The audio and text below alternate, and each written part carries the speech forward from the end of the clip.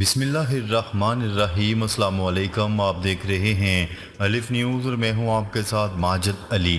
شامل کرتے ہیں پاکستان اور دنیا بھر سے ون لائن ہیڈ لائنز۔ اسرائیلی فوج نے حماس کو شکست نہ دینے کا اعتراف کر لیا۔ اسرائیلی فوج کے ترجمان ریئر ایڈمرل ڈینیل ہاگری نے اسرائیلی چینل 13 کے نشریاتی ادارے کو بتایا کہ یہ کام ناممکن تھا۔ ان کا کہنا تھا کہ حماس کو تباہ کرنے اور اسے مٹانے کا کام محض عوام کی آنکھوں میں دھول جھونکنا ہے، کیونکہ حماس ایک نظریہ ہے، ایک جماعت ہے، یہ لوگوں کے دلوں میں پیوست ہے، اور جو بھی یہ سمجھتا ہے کہ ہم حماس کو ختم کر سکتے ہیں وہ غلط سوچ ہے۔ اسرائیلی فوج کے ترجمان کے حماس کی شکست کے ریمارکس نے نتنیاہو کے ساتھ دراڑیں بڑھا دی ہیں۔ بحری جہاز پر یمن کی مسلح افواج کے حملے کی فلم جاری کر دی گئی۔ برطانیہ کی بحری تجارتی امور کی تنظیم نے اعلان کیا ہے کہ ایسا معلوم ہوتا ہے کہ یمن کے حوثی گروہوں نے بحر احمر میں دوسرا بحری جہاز بھی غرق کر دیا۔ یمن کی مسلح افواج نے گزشتہ چند ماہ کے دوران غزہ کے عوام کی حمایت میں بحر ہند، بحر احمر اور باب المندب میں مقبوضہ فلسطین جانے والے بحری جہازوں کو بارہا اپنے جوابی حملوں کا نشانہ بنایا ہے، جبکہ یمن کی نیشنل سیلویشن حکومت اور مسلح افواج نے ہمیشہ تاکید کی ہے کہ جب تک غزہ پر صہیونی جاری ہے تو اس علاقے کا محاصرہ جاری رہے گا۔ صہیونی حکومت کے خلاف اس کی جوابی کارروائیاں اور حملے جاری رہیں گے۔ اسرائیل کے مزید 12 فوجی زخمی۔ صہیونی حکومت کی فوج نے ایک بیان جاری کر کے اعتراف کیا ہے کہ گزشتہ 24 گھنٹے میں اس کے 12 فوجی زخمی ہوئے ہیں۔ اس بیان کے مطابق جنگ غزہ کے آغاز سے 3860 صہیونی فوجی زخمی ہو چکے ہیں، اور ان میں سے 1947 زمینی حملہ شروع ہونے کے بعد فلسطینی مجاہدین کے حملے کا نشانہ بنے ہیں۔ اس رپورٹ کے مطابق ان میں سے 582 صہیونی فوجی شدید طور پر زخمی ہوئے ہیں۔ صہیونی فوج کے بیان میں بتایا گیا ہے کہ اب تک 662 صہیونی فوجی افسران ہلاک بھی ہو چکے ہیں۔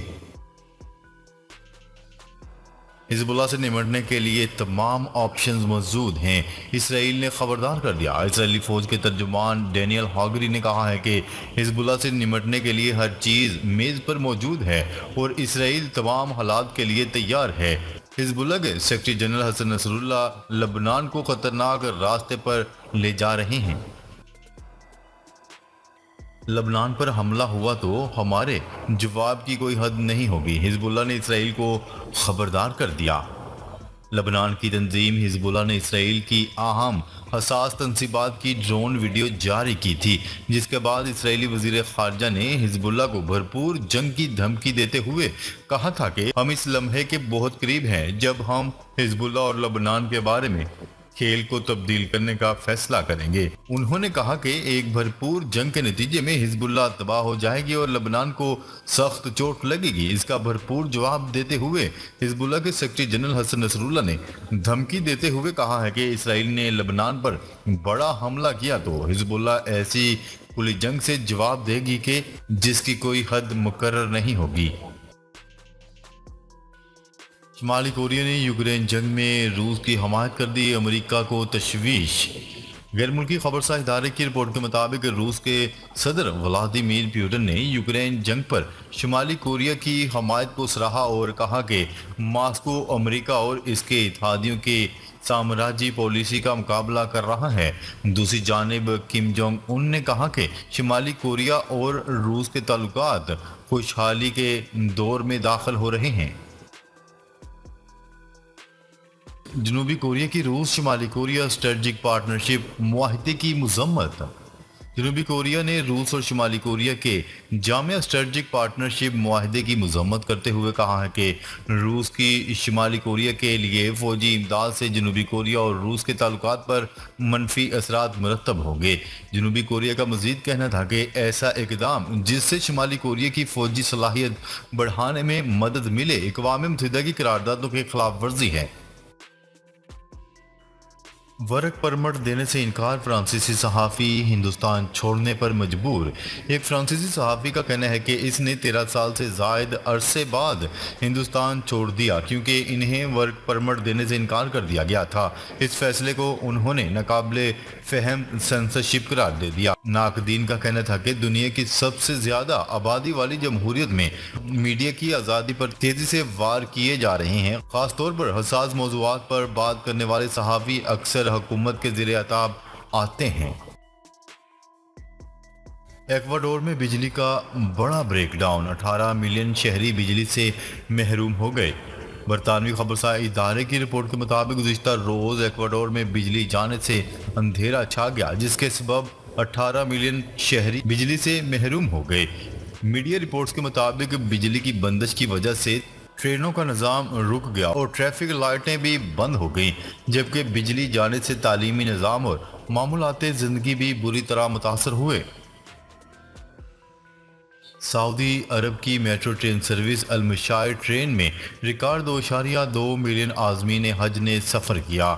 हज और उम्रा पर आने वाले गैर मुल्की ज़ायरीन को बेहतरीन सफरी सहूलियात, आरामदेह और महफूज ज़राए आमदो रफ्त फराहम करने के लिए चलाई जाने वाली अल मशायर ट्रेन ने रिकॉर्ड ज़ायरीन को इनकी मंजिल मकसूद तक पहुँचाया।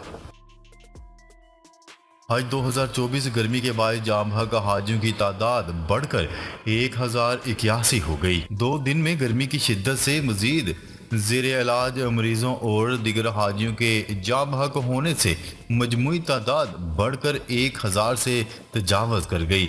अरब मीडिया की रिपोर्ट के मुताबिक इन 2 रोज़ में गर्मी से होने वाली मजीद अमवात से आधे से ज़्यादा गैर रजिस्टर्ड हाजी थे और इनमें भी सबसे ज़्यादा तादाद मिस्री शहरियों की है।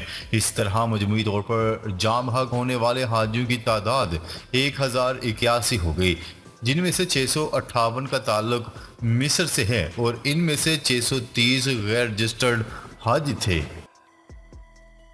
इसराइल ने गजा में जंगी कवानीन की मुतअद्दिद बार खिलाफ वर्जी की। इक़वाम मुत्तहिदा के इंसानी हकूक़ के दफ्तर की जानिब से जारी बयान में कहा गया है कि इसराइली फ़ौज ने शायद गजा में जंगी कवानीन की मुतअद्दिद बार खिलाफ वर्जी की और वो गजा तनाज़ा में शहरियों और जंगजुओं के दरमियान फ़र्क करने में नाकाम रहे हैं। इक़वाम मुत्तहिदा के कमीशन ऑफ इंक्वायरी के सरबरा ने इसराइली फौज पर फ़लस्तीनियों के कत्ले आम का इल्ज़ाम लगाया। पाकिस्तानी हज्जाज कराम की वतन वापसी शुरू, पहली परवाज़ लाहौर पहुंच गई।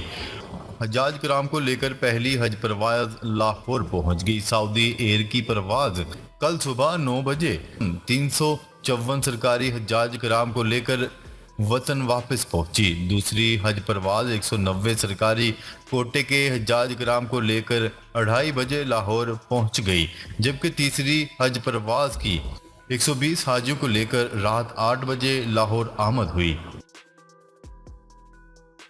2024 में मुत्तहिदा अरब अमारात अमीर तरीन अफराद का मस्कन बनने के लिए तैयार। न्यूज़ रिपोर्ट के मुताबिक हालिया रिपोर्ट के मुताबिक साल 2024 के आखिर तक दुनिया भर से 6700 अमीर अफराद के मुत्तहिदा अरब अमारात मुंतकिल होने की तवक्को है। भारत, मिडल ईस्ट, रूस और अफ्रीका के बाद अब बरतानिया और यूरोप से भी अमीर तरीन अफराद मुत्तहिदा अरब अमारात का रुख कर रहे हैं।